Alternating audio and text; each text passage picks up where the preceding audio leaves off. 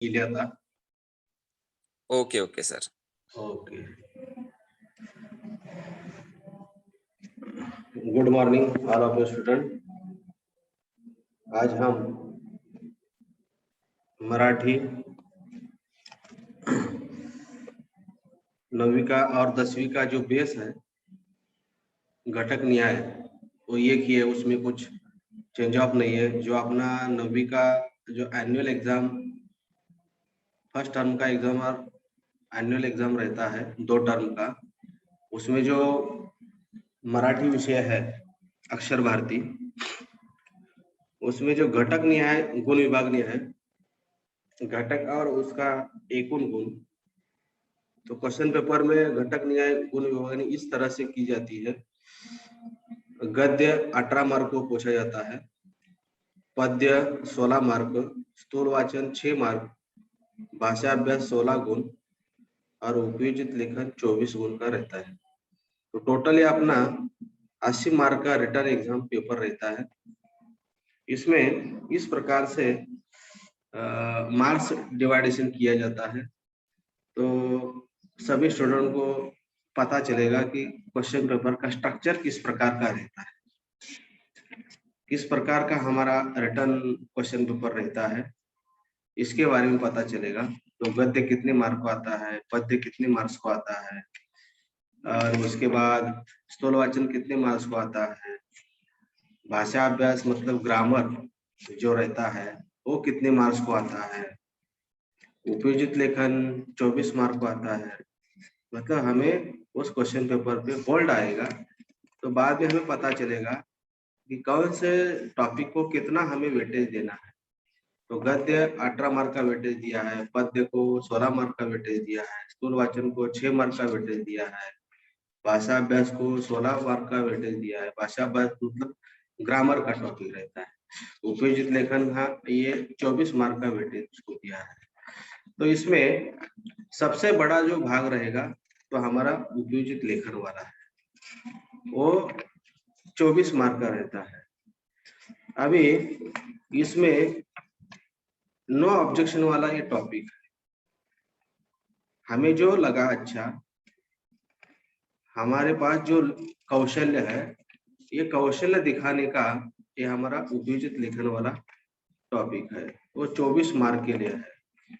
तो सिलेबस जो हम रेगुलरली उस सिलेबस की पढ़ाई करते हैं, पर लेकिन अपने अवान्तर पढ़ाई जो रहती है, जो अदर नॉलेज रहता है, इसको चैलेंज देने का काम इसमें रहता है उपयोजित लेखन। तो उपयोजित लेखन में कम से कम हमें एग्जाम में 20 मार्क्स तो हमें पाना ही पड़ेगा।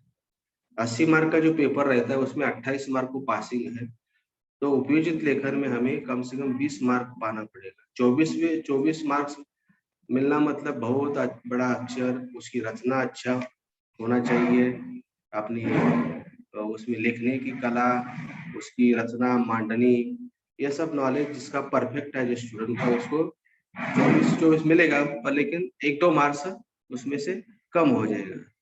तो लेवल में देखेंगे तो 20 मार्क किधर भी अपने नहीं गए, तो 20 मार्क हम 24 में से पा सकते हैं। तो पासिंग के लिए बहुत आधारभूत घटक कौन सा रहेगा, तो हमारा उपयोजित लेखन वाला रहेगा। तो घटक न्याय गुण विभागनी अपनी इस तरह से 80 मार्क्स ही की जाती है। आगे देखेंगे,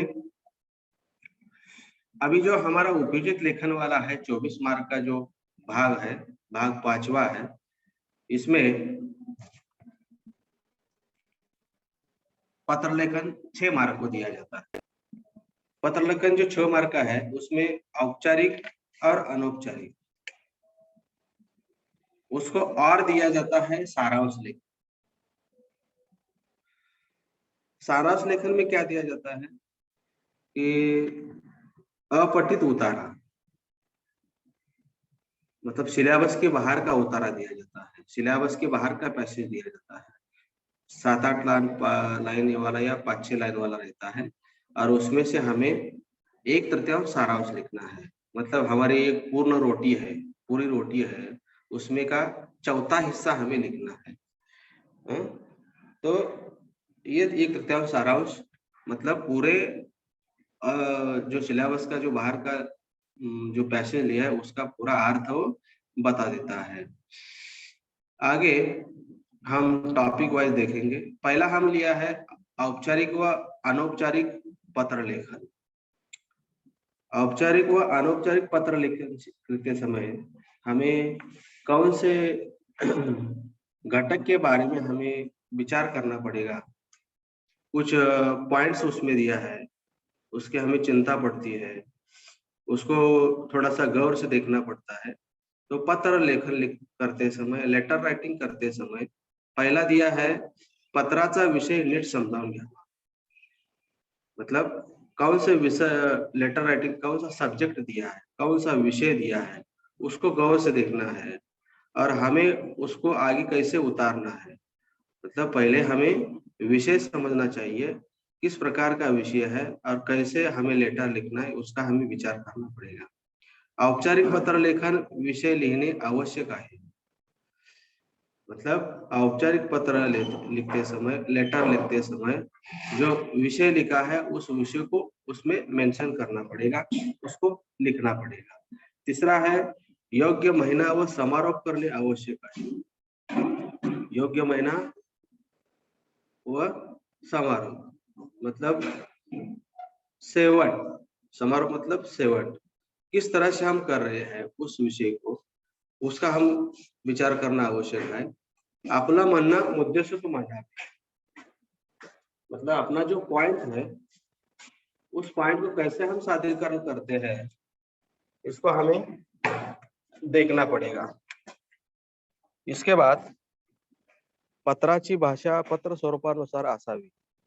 जो हम लेटर लिख रहे हैं वो लेटर लिखते समय उस विषय के अनुसार स्वरूप कौन सा होना चाहिए, किस प्रकार का स्वरूप होना चाहिए, अपनी भाषा किस तरह की होनी चाहिए, उसका हमें विचार करना आवश्यक है। मुद्देसूद भाषा होना चाहिए और पॉइंट अनुसार होना चाहिए, ये सब हमें देखना पड़ेगा। पत्राची भाषा रटाळ असू नये। हम लिखते जा रही है और कुछ ऐसा उसका शेड्यूल नहीं है, मतलब कितना बड़ा लेटर हो रहा है और लेटर का मुख्य जो गाभाभूत घटक है, मायना उसको बोलते हैं, वो कितना बड़ा है। कम से कम 2 पैराग्राफ में हमारा लेटर होना चाहिए। तो ये ज्यादा लंबा खींचा, लंबा चौड़ा नहीं होना चाहिए और भाषा अच्छी होनी चाहिए, विषय को पकड़ के होनी चाहिए। औपचारिक पत्र लेखनाची भाषा शुद्ध असावी। लिखने की भाषा शुद्ध, उसमें पढ़ते समय अच्छा लगना चाहिए, कुछ तो लिखा है महत्वपूर्ण, ये होना चाहिए। अनौपचारिक पत्र लेखनाची भाषा सोपी सरळ असावी। पढ़ते समय हमें वो सहज रूप से समझ में आनी चाहिए, सीधी सादी सरल भाषा होनी चाहिए। इस प्रकार से हम अनौपचारिक लेटर हो या औपचारिक लेटर हो, उसको हम इस पॉइंट को मद्देनजर रख के हम लेटर लिख सकते हैं। आगे दिया है कुछ पॉइंट्स हमें याद रखना है। या कृतीमध्ये मागणी पत्र व विनंती पत्र या औपचारिक पत्रापैकी एक आणि अभिनंदन पत्र व तत्सम कौटुंबिक पत्र या अनौपचारिक पत्रापैकी एक अशा 2 कृती दिल्या जातात।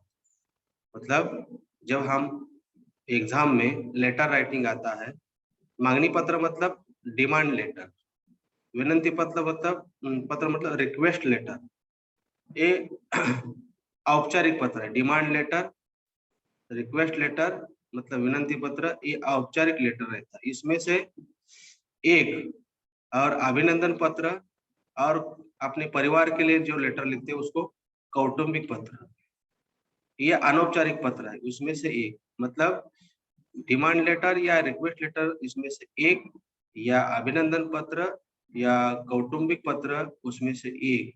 ऐसे 2 कृती एग्जाम में पूछा जाता है। या 2 पैकी कोणत्याही एका कृतीनुसार पत्र लिखने अपेक्षित है। तो 2 लेटर दिया जाएगा, लेटर के 2 सब्जेक्ट दिया जाएगा, उसमें से एक लेटर लिखना है हमें 6 मार्क के लिए।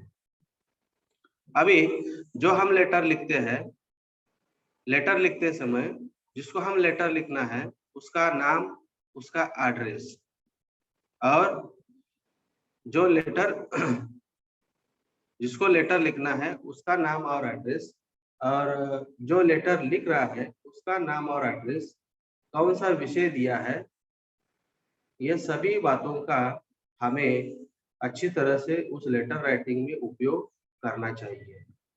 और थोड़ा सा उसमें बदलाव चेंज हुआ है कि अभी पहला लेटर लिखते समय हमें 1-2 साल पहले ईमेल आईडी नहीं था, तो अभी क्या दिया है उसमें, ईमेल आईडी अपना लिखना अपेक्षित है।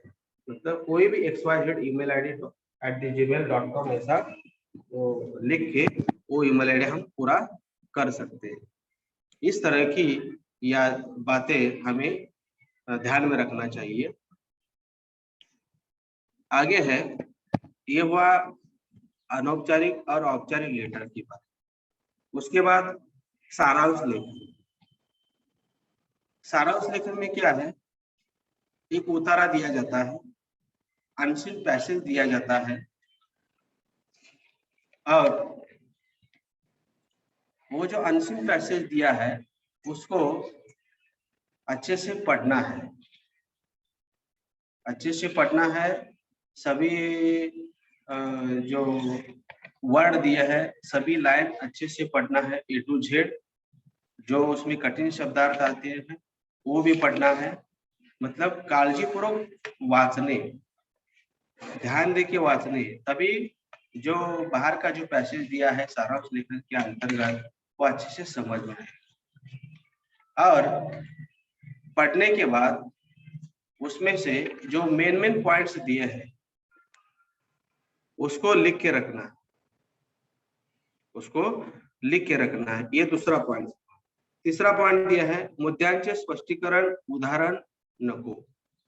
जो हमने मुद्दा लिख के रखा है उसका स्पष्टीकरण हमें देना नहीं है, और उसके साथ साथ उसका उदाहरण भी हमें देना नहीं है। हमें क्या करना है, जो हमने पॉइंट लिख के रखे हैं, नमूद करके रखे हैं, उसके आधार पर से हमें सीधे साधे भाषा में, सुबोध भाषा में उसका 1/3 सारांश लिखना है। और जो हमने 1/3 सारांश उसी उतारे को पकड़ के लिखा है, वो 1/3 सारांश ऊपर दिए हुए पूरे एक सारांश का अर्थ बताएगा। और सीधी सादी सरल भाषा का इस्तेमाल हमें यूज करना है। कभी कभी बच्चे क्या करते हैं, जैसे कि वैसे लाइन उठा के नीचे लिखते हैं, तो उसमें थोड़ा सा बदलाव करना है हमें। तो बदलाव करेंगे तो हमें अच्छे से वो हमें लिखना आएगा।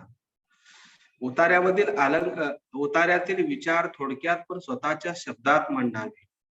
कुछ बच्चे क्या करते हैं, ऊपर जो पैराग्राफ दिया है उस पैराग्राफ से कई लाइन ऐसे जैसे कि ऐसे कॉपी करके उठाते और नीचे लिखते हैं, तो ये गलत बात है। तो हमें क्या करना है, जो ऊपर पैसेज दिया है, उतारा दिया है, उसमें से उसको पढ़ना है, उसमें से जो भी शॉर्ट फॉर्म के अर्थ है अपने खुद के शब्दों में उसको लिखना है, जैसे कि उसे कॉपी करके लिखना नहीं है। उतार्यामधील अलंकारिक शब्द आणि उदाहरणे घेऊ नये।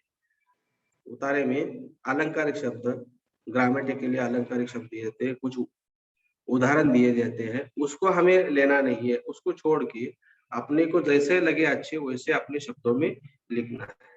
उतार्यातील विचारावर भाष्य नसावे। पैसेज में जो दिया है उसके ऊपर हमें लिखना, कुछ एडवांस में हमें लिखना नहीं है, उस विचारों पर कुछ ऐसा एडवांस में लिखना नहीं है। अपने को पूरे उतारे पर, पैसेज पर जो लगा, जो कहना है वो हमने 4-5 लाइन में नीचे लिखना है। सारांश लेखन देताना करताना शीर्षक देने आवश्यक है।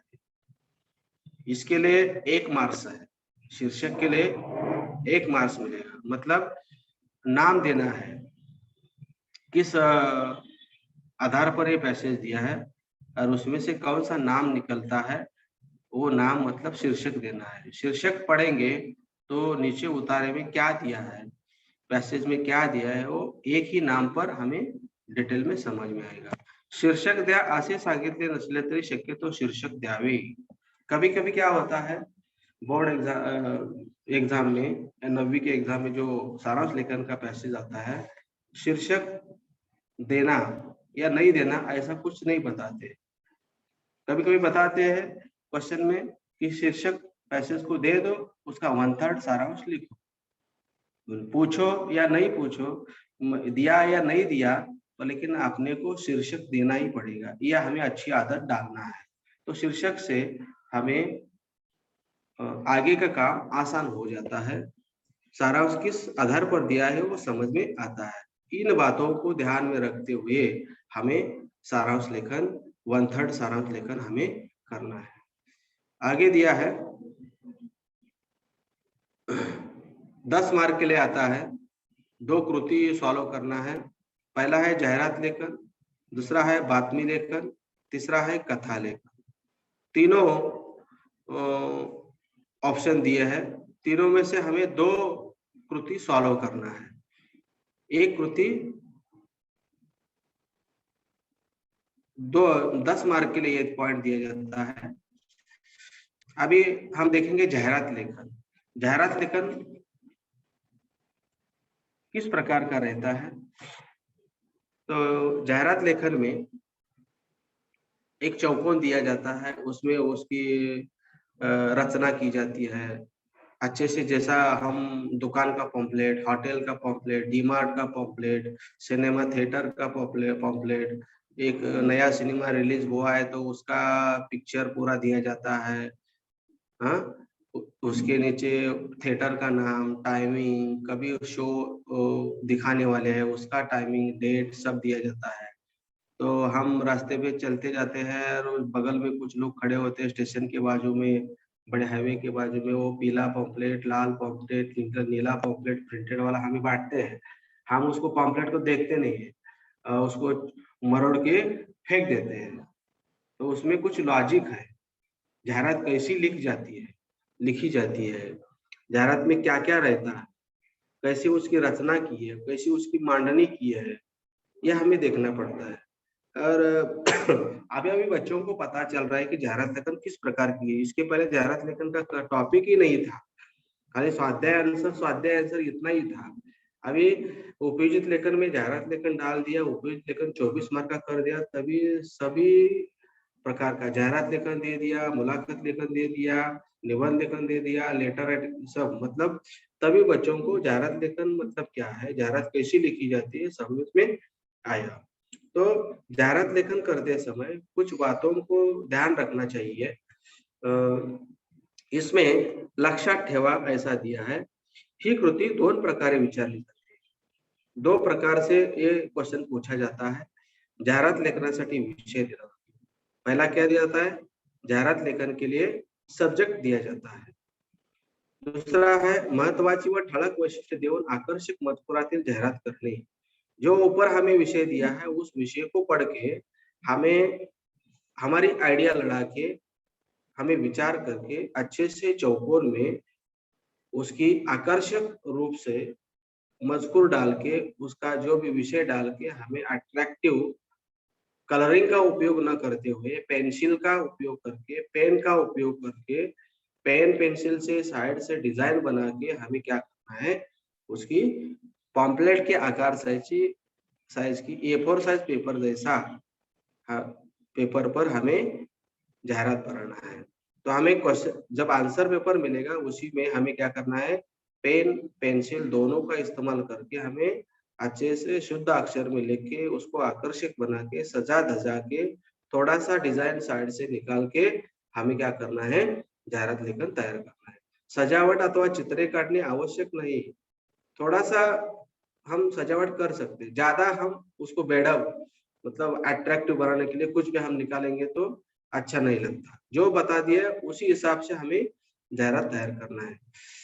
तो एक विषय दिया जाता है, एक ही जाहिरात दी जाती है. एक जाहिरात एक प्रकार का विषय दिया जाता है, दूसरा पॉम्पलेट आकार का डायरेक्ट जाहिरात दिया जाता है, उसके नीचे क्वेश्चन पूछा जाता है. तो दो टाइप का क्वेश्चन जाहिरात के लिए दिया जाता आहे. त्यातील मजकुराच्या आधारे जाहिरात खाली 2 गुणांचे किंवा 1 गुणांचे असे एकूण 5 गुणांसाठी कृती दिल्या जातात. डायरेक्ट क्वेश्चन पेपर में कभी-कभी जाहिरात दिया जाती है, नीचे 5 क्वेश्चन दिए जाते हैं.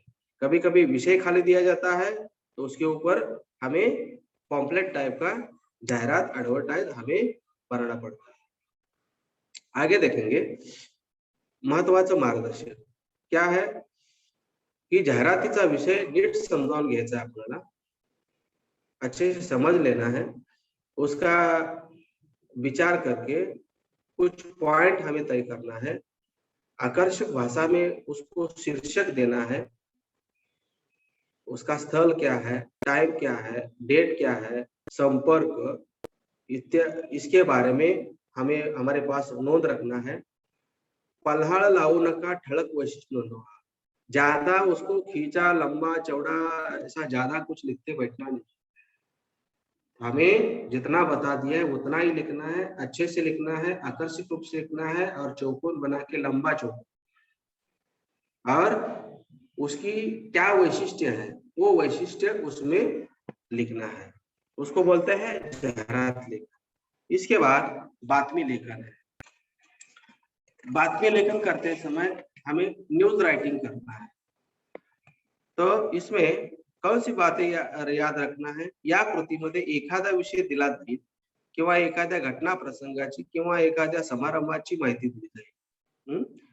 एखादा विषय दिया जाएगा या कोई भी एक घटना, कोई भी एक प्रसंग या कोई भी एक समारंभ जहाँ पे सत्कार समारंभ हो रहा है, बड़ा सा अतिथि आया है, बड़ा अधिकारी आया है, उसका सत्कार समारंभ रखा है, ये समारंभ. त्यात बातमी लेखनाची मुद्दे हे शब्द किंवा चित्र यांच्या मदतीने दिले जातील. न्यूज राइटिंग करते समय कुछ पॉइंट दिए जाएंगे या एका दूसरा चित्र दिया जाएगा, उसकी मदद लेके हमें क्या करना है, न्यूज राइटिंग करना है. और न्यूज राइटिंग करते समय हमें शब्दों की मर्यादा है, 50 या 60 शब्दों में हमें क्या करना है, न्यूज राइटिंग करना आवश्यक है. आगे है कुछ मार्गदर्शन हमें मिलता है इस पॉइंट्स के माध्यम से. घटनेचं अचूक विश्लेषण, जो भी घटना दिया है, जो भी प्रसंग दिया है, उसका विश्लेषण उसी घटना को पकड़ के, उसी विषय को पकड़ के हमें सविस्तर रूप से करना है. अचूक व वस्तुनिष्ठ व तटस्थ भूमिका घेने, जो जैसा विषय दिया है उसी विषय को बदलाव नहीं करना है, मतलब तटस्थ भूमिका लेना है. उसमें कोई ऐसा ज्यादा नमक लगा के, तेल नमक लगा के ज्यादा उसको आगे खींच के बड़ा करके लिखना नहीं है. जो विषय दिया है उसी में हमें तटस्थ भूमिका रखना है और वस्तुनिष्ठ रूप से लंबा चौड़ा लिखने की जरूरत नहीं. पॉइंट वाइज जितना चाहिए उतना वस्तुनिष्ठ रूप से लिखना है. अचूक व योग्य तफसील देने, एक्यूरेट लिखना है और योग्य लिखना है. अपमानकारक भाषा टालने, किसी का अपमान, किसी का इंसल्ट हो रहा है, ऐसी भाषा, गाली गलौज, इसके बारे में उसको इधर लिखना नहीं है. सोपी सुटसुटित वाक्य रचना, सादी सीधी सरल भाषा वाक्य रचना अच्छी होनी चाहिए. बातमी भूतकाळात लिहावी. कभी भी एक ध्यान में रखना है. कौन सा ध्यान में रखना है पॉइंट्स? कभी भी न्यूज राइटिंग करना वर्तमान स्थिति का नहीं रहता, भूतकाल की स्थिति को लेकर न्यूज राइटिंग रहता है. जो घटना घटी है उसके बारे में न्यूज राइटिंग लिखना है. शीर्षक मतलब जो बातमी है वो बातमी का जो न्यूज राइटिंग करना है उस न्यूज राइटिंग का मेन नाम देना है. उस नाम के ऊपर से हमें पता चलेगा कि न्यूज राइटिंग में नीचे क्या दिया है. तो न्यूज राइटिंग का नाम देना. उसके बाद उपशीर्षक. उपशीर्षक मतलब उपमतलब उसके अनुसार रहना चाहिए. दिनांक, डेट, स्थल, वेळ, टाइमिंग और संबंधित व्यक्तीचा अचूक उल्लेख.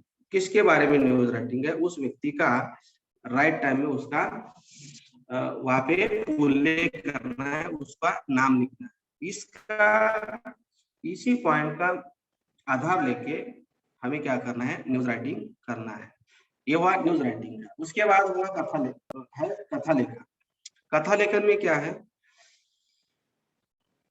कथाबाजी, कथा बीजावरून कथा लेखन, शीर्षकावरून कथा लेखन, दिलेल्या शब्दावरून कथा लेखन, मुद्द्यावरून कथा लेखन, अपूर्ण कथा पूर्ण करणे, वरील पेक्षा वेगळ्या सर्जनशील पद्धतीने कथा लेखनाची कृती दिली जाऊ शकते।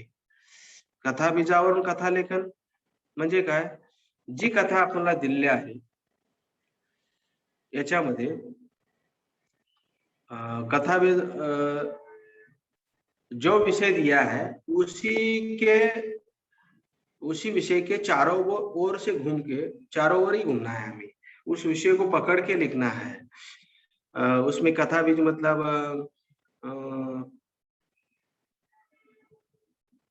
एक्चुअली कहने का मतलब है कि जो हम कथा लिख रही है उस कथा का हमारे मन पर ठासीव रूप से परिणाम होना चाहिए। धीरे धीरे उसका विस्तार करके आगे चला जाना है।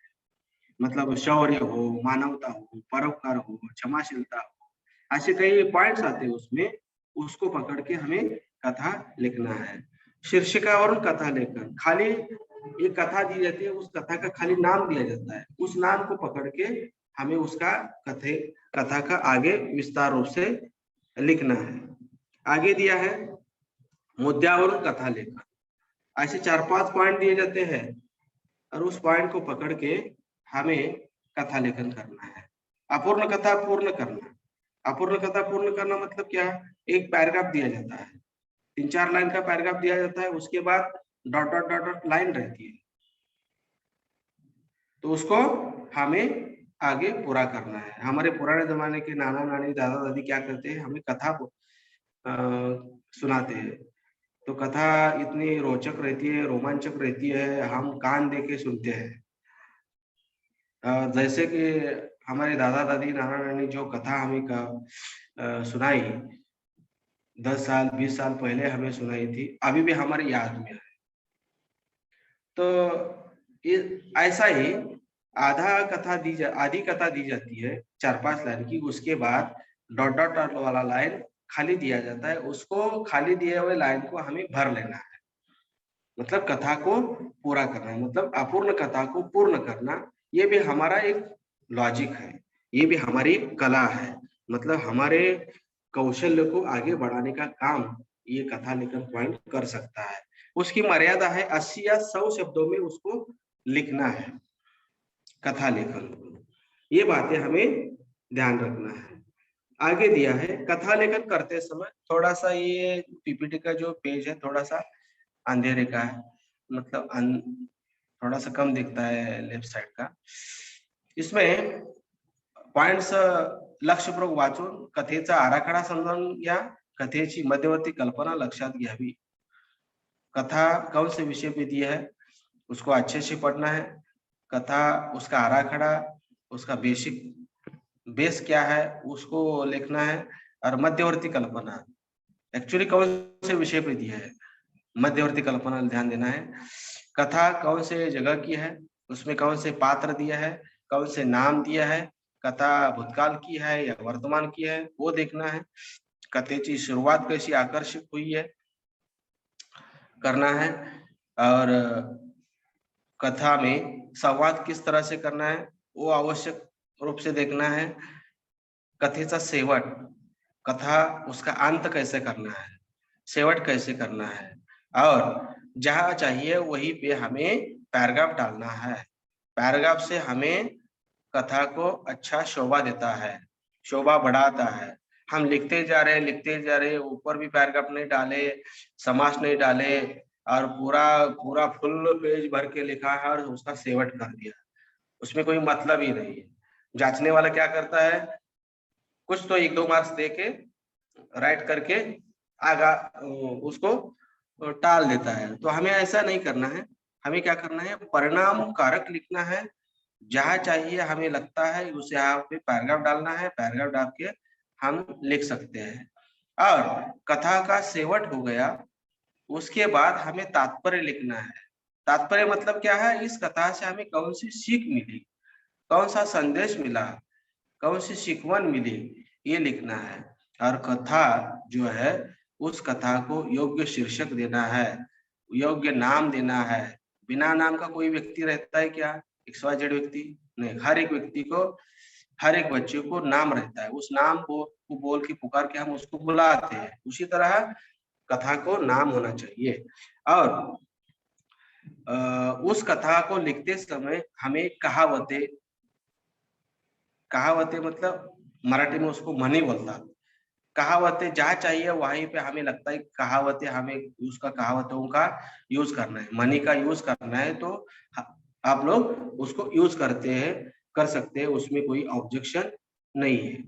और एक बात पॉइंट वेरी इंपॉर्टेंट बोलता हो, कथा लेखन हो, लेटर राइटिंग हो, और लेटर राइटिंग को छोड़ दिए, कथा लेखन, न्यूज राइटिंग, एडवर्टाइजिंग और निबंध लेखन, उसमें किसी का ही ऑब्जेक्शन नहीं रहता। जो जिसका जैसा चाहिए, मुझे लगा वैसा मैंने लिखा है, और एग्जामिनर को, जांचने वाले टीचर को अच्छा लगेगा, वो उनके हिसाब से 4, 5, 6, 7 जो भी मार्क्स है वो दे देते हैं। मतलब ये अपने हाथ के मार्क्स है, उसको हम पा सकते हैं, उसको याद करना नहीं पड़ता है, रटना नहीं पड़ता है। तो हमारे हाथ की कला है, उसको जैसा चाहिए वैसा उतार सकते हैं, उसको, उस क्वेश्चन को हम पॉइंट्स को पूरा कर सकते हैं। आगे है लेखन कौशल्य। लेखन कौशल्य में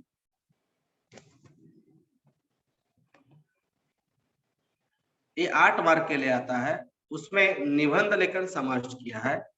इसकी शब्द मर्यादा है 100 शब्दों से लेकर 120 शब्दों तक उसको हम लिख सकते हैं। उसमें पहला है प्रसंग लेखन, दूसरा है आत्मकथन, तीसरा है वैचारिक निबंध।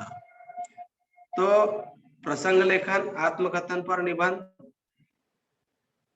और वैचारिक निबंध। प्रसंग लेखन को वर्णनात्मक निबंध कहते हैं, वर्णनात्मक निबंध, आत्मकथन पर निबंध और वैचारिक निबंध, ये तीनों प्रकार में से एक निबंध पूछा जाता है।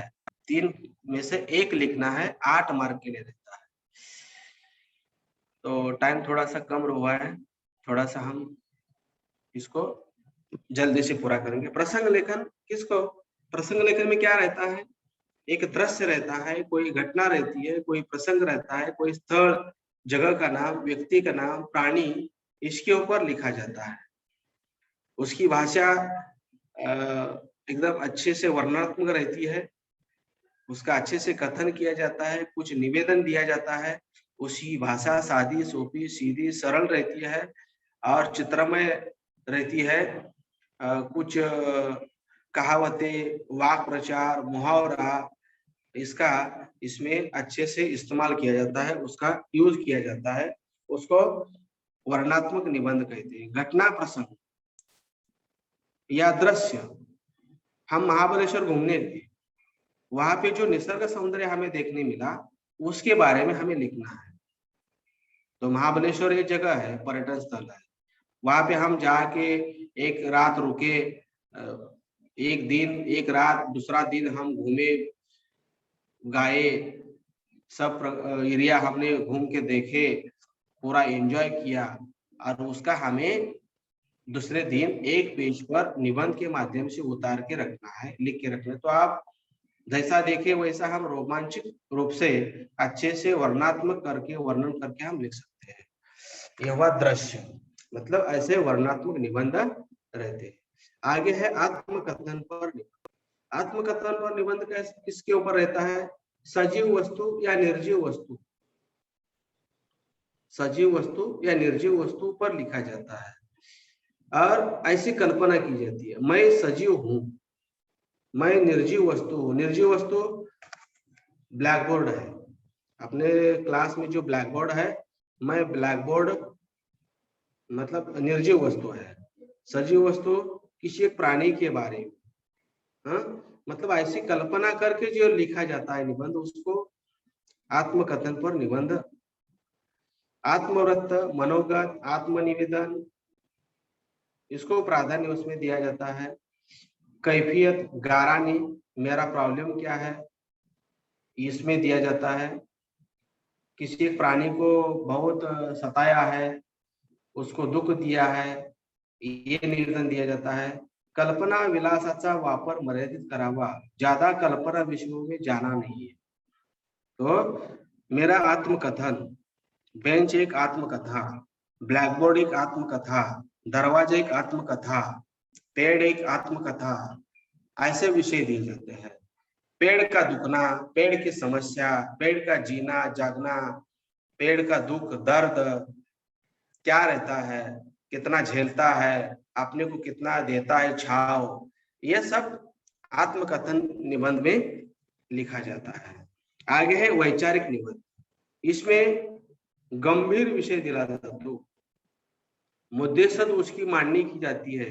भाषा ठासीव प्रत्येकारी असते, अशी ठासून भरली जाती है भाषा। सुवचन सुविचार, इसके अनुसंधान ने ये विचार उसमें उसकी रचना की है। वैचारिक निबंध दिया जाता है, विचारों पर आधारित निबंध दिया जाता है और उसमें अच्छे से उसकी मांडनी की है। गंभीर विषय दिया जाता है, कौन सा भी गंभीर विषय, इस प्रकार से ये वैचारिक निबंध रहता है। उसका उदाहरण इसमें दिया नहीं है, तो वैचारिक निबंध के बारे में थोड़ा सा जो अपना 21 अपेक्षित 10वीं का हो या अपना मराठी का डाइजेस्ट हो, उसमें वैचारिक निबंध के बारे में थोड़ा सा दे दिया है। थोड़ा सा अधिक नॉलेज के लिए उसको ये पॉइंट थोड़ा सा पढ़ लो। वैचारिक निबंध गंभीर विषय के बारे में कैसा लिखा जाता है ये समझ में आएगा। तो यहाँ पे अपना ये क्लास समाप्त हुआ है और ये विषय भी समाप्त हुआ है। धन्यवाद। Okay sir. Okay sir. Sir एक चालेल तर कोणाची रेज हँड पण नाही आहे.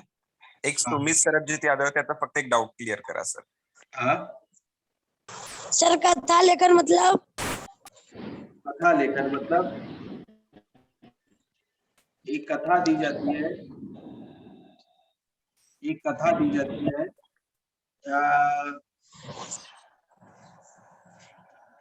एक मिनट। Yes sir. हाँ बोलो सर कथा लेखन मतलब? कथा लेखन मतलब जो हमें कथा दी जाती है उसका आधी कथा या पूर्ण कथा दी जाती है,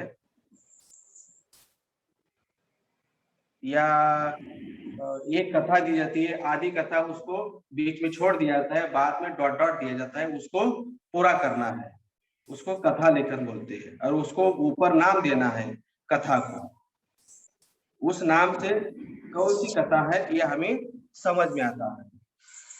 मराठी में उसको गोष्ट बोलते हैं। मराठी में क्या बोलते हैं उसको? गोष्ट बोलते हैं। दो टाइप की कथा दी जाती है, एक कथा पूर्ण दी जाती है, एक कथा आधी दी जाती है, बाद में डॉट डॉट लाइन दी जाती है उसको। और यस सर। उसको शीर्षक देना महत्वपूर्ण है, उसको नाम देना महत्वपूर्ण है।